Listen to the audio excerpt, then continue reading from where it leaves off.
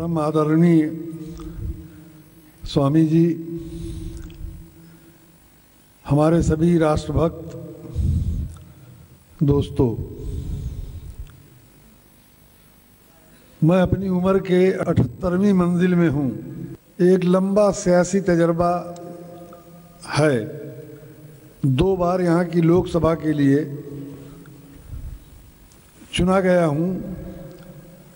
जात बिरादरी के ज़माने में मैं जिस क्षेत्र से 1 बार नहीं 2 बार चुना गया, उसमें मेरी कम्युनिटी यानी मुसलमानों की तादाद 16% से ज़्यादा बिल्कुल नहीं है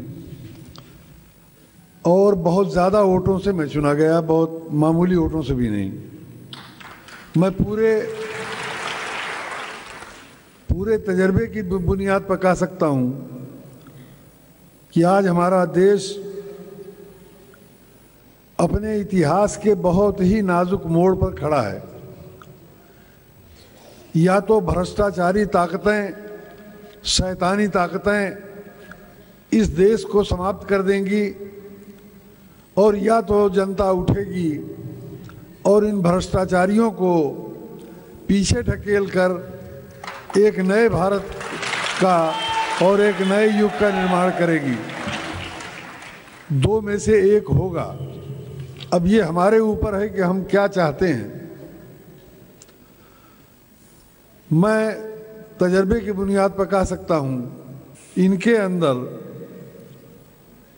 वो सलाहियत और गुण है और वो ताकत है कि जो इस देश को बचाने के लिए आगे आ सकते हैं। पिछले 2-3 सालों में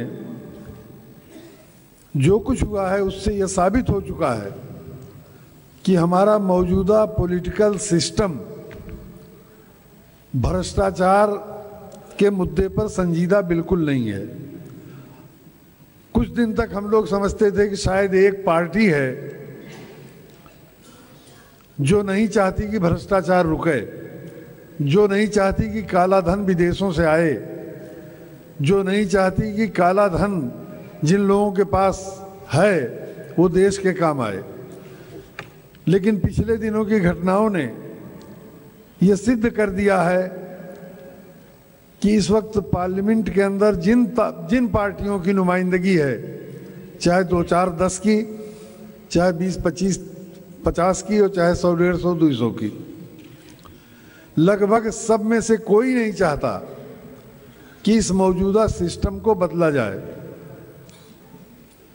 ये एक सच्चाई है, कड़वी सच्चाई, तल्ख हकीकत है।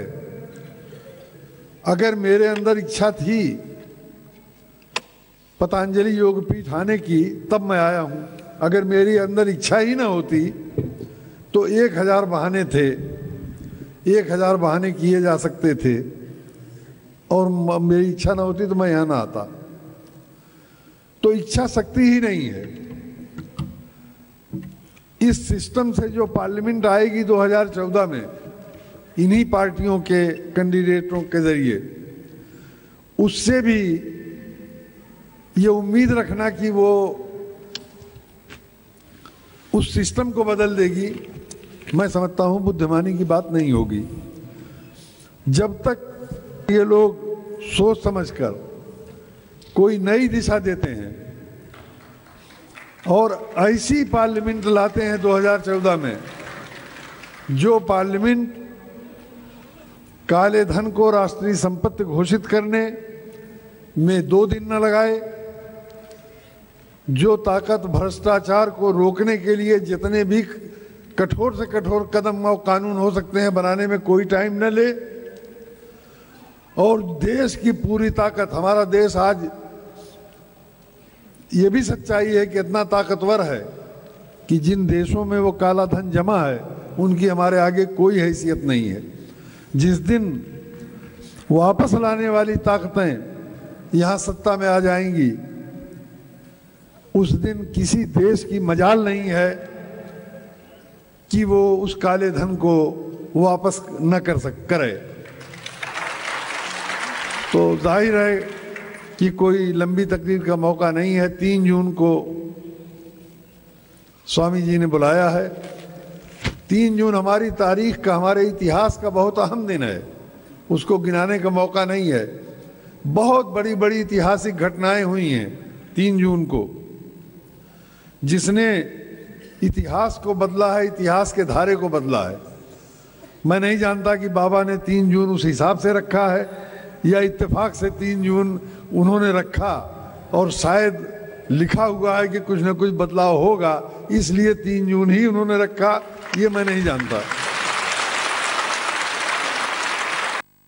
मैं एक मिसाल सिर्फ देता हूं कि 27 मई 1947 को कांग्रेस ने देश के कुछ हिस्सों को बाकी देश से काटकर अलग करने का फैसला किया।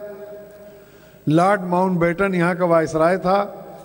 3 जून को ही उसने उस फैसले को मानने की घोषणा की और घोषणा करके ऐलान किया कि इस मुल्क के 3 टुकड़े हो जाएंगे, कुछ पूरब का हिस्सा अलग हो जाएगा और कुछ पश्चिम का, और बाकी देश एक रहेगा। मैं समझता हूं कि अगर इत्तेफाक से 3 जून बाबा ने रखा है तो शायद 3 जून से कोई नई दिशाएं देश ले, ऐसी मेरी कामना है।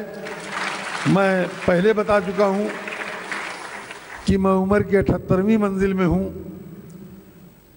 तजर्बा बहुत वसी है। मैं अपनी पूरी सेवाएं जब तक सांस है मैं इस अभियान के लिए समर्पित करते हुए अपनी बात समाप्त करता हूं। शुक्रिया।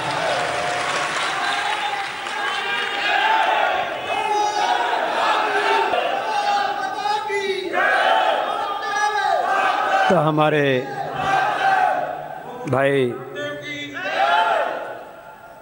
इलियास आज़मी जी, जिनके बारे में मैंने कहा कि बहुत प्रामाणिकता के साथ में राजनीतिक जीवन को शुचितापूर्वक जिया है और इस पूरे अनुष्ठान के प्रति, इस अभियान आंदोलन के प्रति उनकी बहुत गहरी निष्ठा है, बहुत गहरा विश्वास है।